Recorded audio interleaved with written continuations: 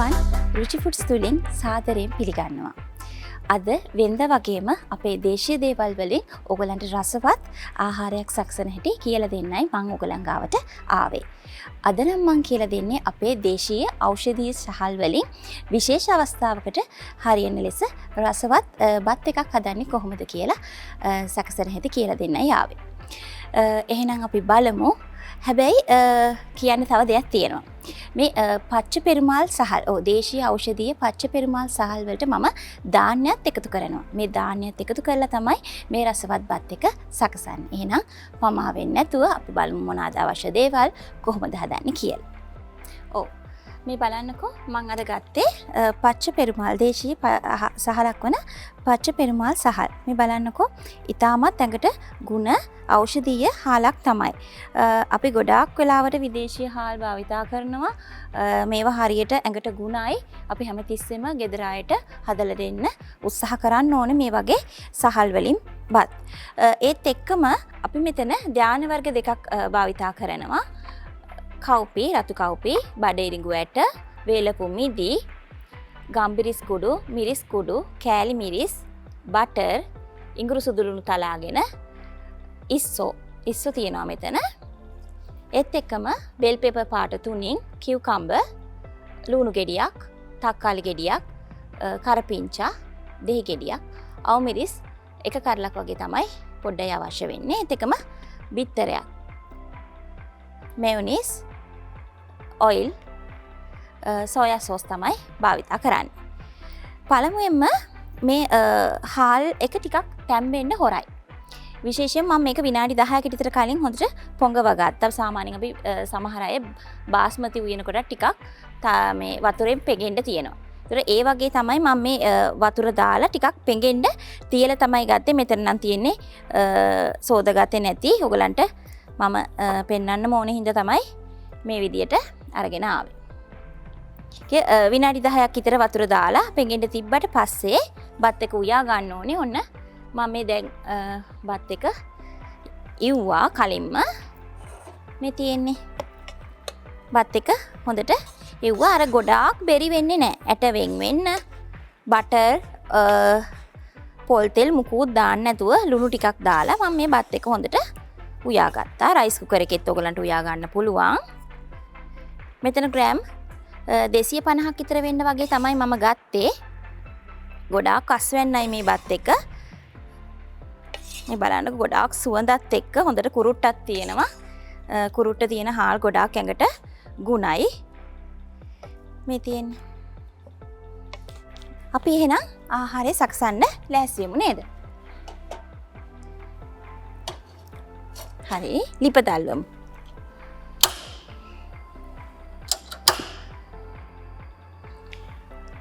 මම මේක බත් එක පසකින් තියෙනවා. ඉස්සලා මම ඉස්සෝ ටික ටිකක් බටර් ටිකක් දාලා ෆ්‍රයි කරලා ගන්නයි හදන්නේ. ලුණු කුඩු ටිකක්, ගම්බිරිස් කුඩු, මිරිස් කුඩු ටිකක් එකතු කරන්න. ගොඩක් එකතු කරගන්න එපා. ඒත් එක්කම මම බටර් ටිකක් එකතු කරගන්නවා. පොල් තෙල් උනත් කමක් නැහැ.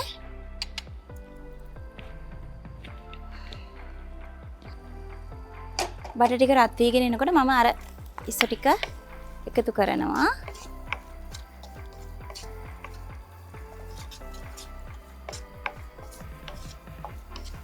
මම ඉස්සෝ ටික වෙනම බැද ගන්න ලෑස්ති වෙන්නේ. ඔයගලන්ට ඉස්සෝ වෙනුවට තඹගත්ත තලපත් මාළු එහෙම තඹගෙන කොටු කපාගෙන තලපත් මාළුත් මේ විදියට බැද ගන්න පුළුවන්. කුකුල් මස් ඇතුළු වෙන ඕනම ඔයගොල්ලෝ කැමති මස් ජාතියක් එකතු කරගන්නත් පුළුවන්. ඊට අමතරව ඉස්සෝ මුකුත් නැතුව නිකම්ම මේ බත් එක ආහාරයට ගන්නත් පුළුවන්. ලස්සන පාටකුත් වෙනවා. ගොඩාක් මිරිස් කුඩු වැඩි කරගන්නත් එපා. එතකොට අර ඉස්සගේ ලස්සන රෝස පාට නැති වෙලා යනවා. මට ඒ පාටත් ඕනේ. මේ වෙලාවේ බෙදෙන වෙලාවේ මම කරපිංචා ටිකක් තෙලට දානවා.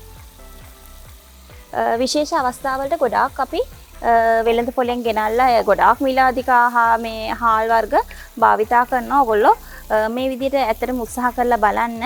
ඇඟටත් ගුණයි. අපේ දේවල් ආහාරයට ගන්නකොට ලස්සන වර්ණයක් එනවා. මම මේකට මිදි ටික වේලපු මිදි ටිකකුත් භාගයක් වගේ වෙන්න එකතු කර ගන්නවා. මෙතන ග්‍රෑම් 50ක් වගේ වෙන්න තිබ්බේ. ග්‍රෑම් 25ක් විතර වෙන්න වගේ මම එකතු කරනවා. ඒ වේලපු මිදිත් හොඳට දැන් මේ බටර් වලින් බැදෙනවා.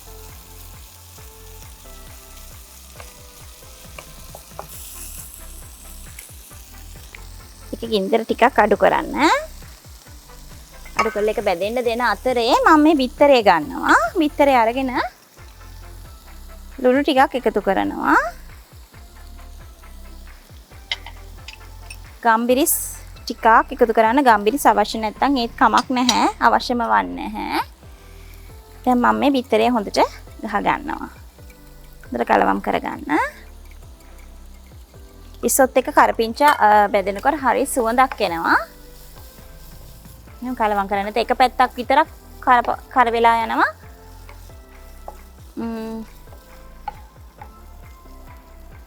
ආහාර පිසින විට හැමතිස්සෙම වර්ණය ගැනත් හිතන්න ඕනේ.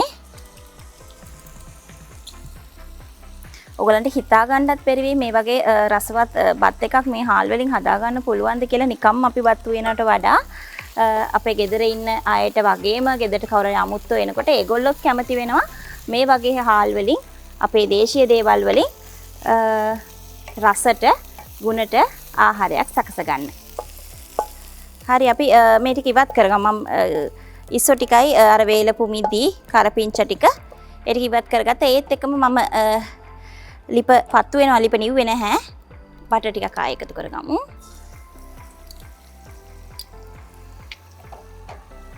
හරි මම මේ ගසාගත්ත බිත්තරේ හොඳට කලවම් කරපු බිත්තරේ ඒකත් එකතු කරගන්නවා.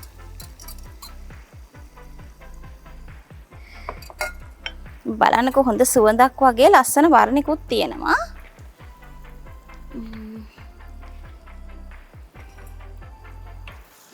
චූටියට වෙන් වෙන විදිහට බිත්තර ටික කඩා ගන්න. ඒත් එක්කම ඔයගොල්ලෝ පච්චපෙරුමාලේ මේ සහල ගොඩාක් රෝගී වෙච්ච අයට කැඳ හදලා දෙනවා. ඒත් එක්කම කොලෙස්ටරෝල් දියවැඩියාව ඒ වගේ රෝගවලට වෛද්‍යවරුන් ගොඩක් දේශීය වෛද්‍යවරුන් භාවිතා කරන්න කියලා කියනවා. ඒ හින්දා අපි නිතරම අපේ දේශීය දේට තැන දීලා අපේ දේ ඉදිරියට අරගෙන යනවා වගේම අපි නිරෝගීව ඉන්න හැමතිස්සෙම සූදානම් වෙලා ඉන්න ඕනේ. හරි මම මේ බැදගත්තේ බිත්තර ටිකත් ඔන්න දැන් මම වෙනම භාජනයකට අයින් කරනවා. ඒත් එක්කම මම ආයෙ බටර් ටිකක් ඔන්න දැන් බිත්තර ටික බැදගත්තා. ඒක පැත්තකින් තියලා බටර් ටික එකතු කරගත්තා.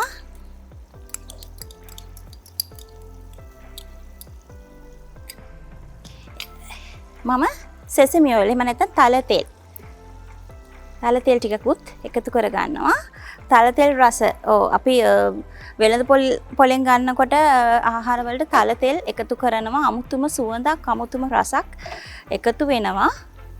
ගෙදර තල තෙල් නැත්නම් සෙසමි ඔයිල් නැත්නම් ඔයගලන්ට බටර් විතරක් භාවිතා කරන්නත් පුළුවන්. ඒකේ ගැටලුවක් නැහැ. මේක විශේෂ උත්සව අවස්ථාවලටත් කදිමට උචිත නැවුම් ආහාර වට්ටෝරුවක්. මගේම කොපි නොකල ආහාර වට්ටෝරු නරඹන්න රුචි ෆුඩ්ස් එක රැඳිලා ඉන්න. දැන් ලොකු ලුණු ගෙඩියක් මම ලියාගත්තා. ඒකත් මම එකතු කරනවා.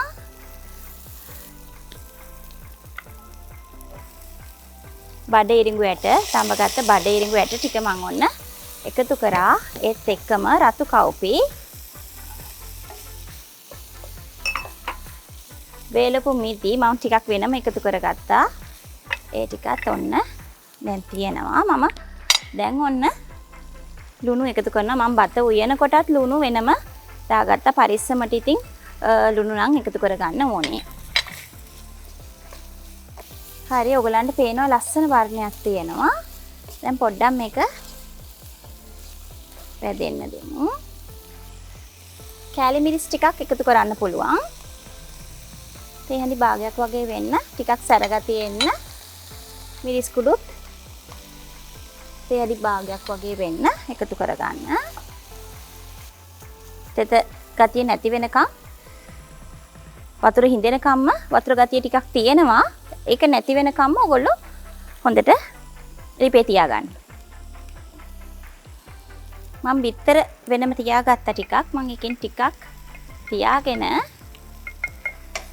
ඒකත් එකතු කරා. ඔයගොල්ලන්ට බිත්තර ඕනනම් 3ක් වුණත් පාවිච්චි කරන්න පුළුවන්. දැන් අද නම් මම බිත්තර 1 ග්‍රෑම් සහල් 250ට යොදාගත්තේ. පෝෂක ගුණයෙන් ගොඩාක් ඉහළයි. කව්පි තියෙනවා. දේශීය ඖෂධීය හාල් තියෙනවා. ඉතින් බිත්තර ගොඩක් එකතු කරේ නැති වුණාට කමක් නැහැ. බිත්තර නැති වුණත් කමක් නැහැ මේ බත් එකට.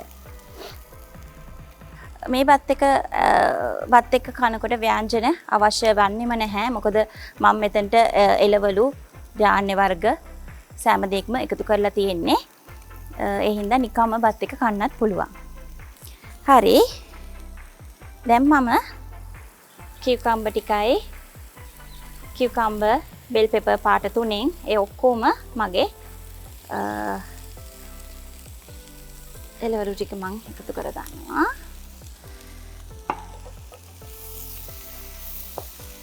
හරි. හොඳට මම එළවලු ටික මැලවෙන්නම තියන්නේ නැහැ. මොකද හොඳට ක්‍රිස්පියට තියෙන්න ඕනේ. මම කැමතියි එහෙම තියෙනකොට රසයි නැවුම්. මම සෝයා සෝස් හැදි 2ක් වගේ වෙන්න යොදාගත්තා. හරි. දැන් එහෙනම් අපි මගේ බත් ටික උයාගත්ත පච්චපෙරුමාල් හාල් ඒ ටික මම එකතු කරගන්නවා.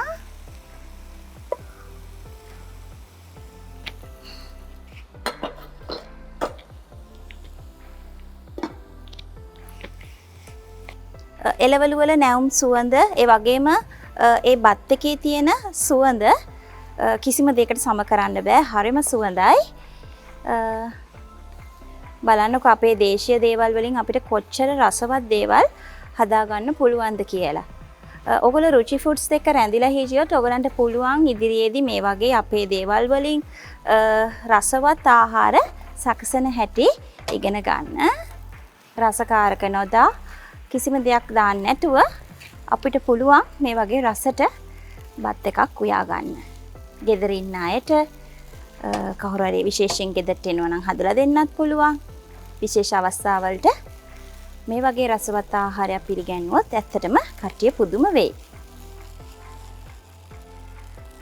මට හිතෙනවා තව ලුණු ටිකක් තිබ්බොත් හොඳයි කියලා. මම ඕන දැන් ආයෙත් ලුණු ටිකක් එකතු කර ගන්නවා.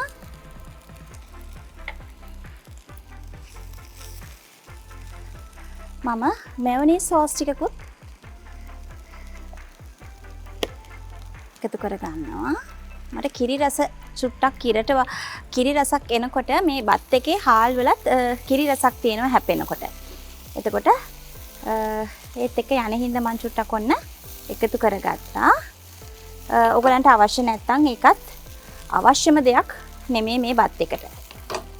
ඇත්තටම හොඳ සුවඳක් තියෙනවා. බත් එක අපි දැන් නිවා ගමු ලිප. නිවාගෙන මම දෙහි බෑයකුත් එකතු කරගන්නවා. ඇට ඉවත් කරගෙන ඇට නැතුව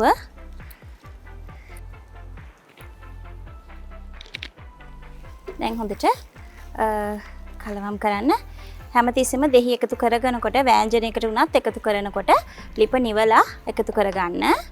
හොඳයි. දැන් මම මේක ගානිෂ් එකකට තමයි සැරසෙන්නේ. මම බත් ටික මෙහෙම එකතු කරගන්නවා. හොඳ සුවඳක් එනවා. බතේ තියෙන සුවඳත් මේකට එකතු වෙලා තියෙන්නේ. ලස්සන වර්ණයක් තියෙනවා. බලන්නකෝ. ඔයගලන්ට හිතා ගන්නත් බෑ අපේ හාල් වලින් මේ වගේ ලස්සනට වගේ රසවත් බත් එකක් උයා ගන්න පුළුවන්ද කියලා. ඒත් එක මම අර ෆ්‍රයි කරගත්ත එග් එක මම මේ වගේ චූටියට තව පොඩියට කඩා ගන්නවා අතෙන්.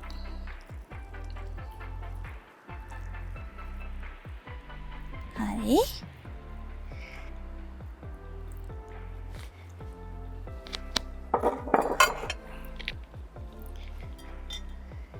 මම වෙනම වැදගත් ඉස්සු ටික මම මේ වගේ ලස්සනට මෙහෙම තියාගන්නවා.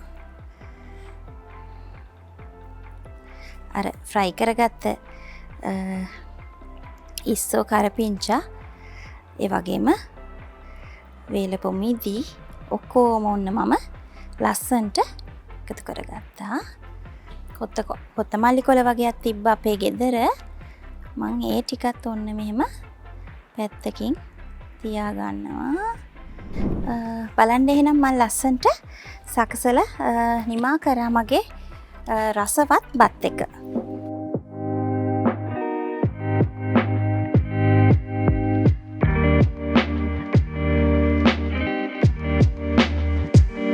ඔන්න බලන්නකො ලස්සනට තියෙනවා. ඒ වගේම හොඳ සුවඳයි. ඔයගලත් නිවෙසදී try කරලා බලන්න ඕනේ. හැමදාම වගේ මං වැඩියෙන්ම බලාපොරොත්තු වෙන්නේ අපේ දේශීය දේවල් වලින් ඉස්සරහට යන්න. ඕගොල්ලොත් මේ වගේ අපේ දේශීය සහල් වලින් නොයෙකුත් ආහාර සකසන්න ඉගෙන ගන්න කැමති නම් මාත් එක්ක රැඳිලා ඉන්න. මං ඉදිරියේදී බලාපොරොත්තු වෙනවා මේ වගේ රසකාරක නොදා රසවත් විදියට ආහාර සකසන හැටි කියලා දෙන්න. පච්චපෙරුමාල් හාල් වලින් හදපු රසවත් විශේෂිත බතක් තමයි මේක. එහෙනම් ඕගොල්ලෝ රුචි ෆුඩ් subscribe කරලා මොන හරි ගැටලුවක් තියෙනවා නම් මට කමෙන්ට් කරලා යාළුවෝ අතර share කරලා මාත් එක්ක රැඳිලා ඉන්න. මං ඕගොල්ලන්ව බලාපොරොත්තුෙන් ඉන්නවා. එහෙනම් ගිහින් එන්නම්. ආයිබෝවන්.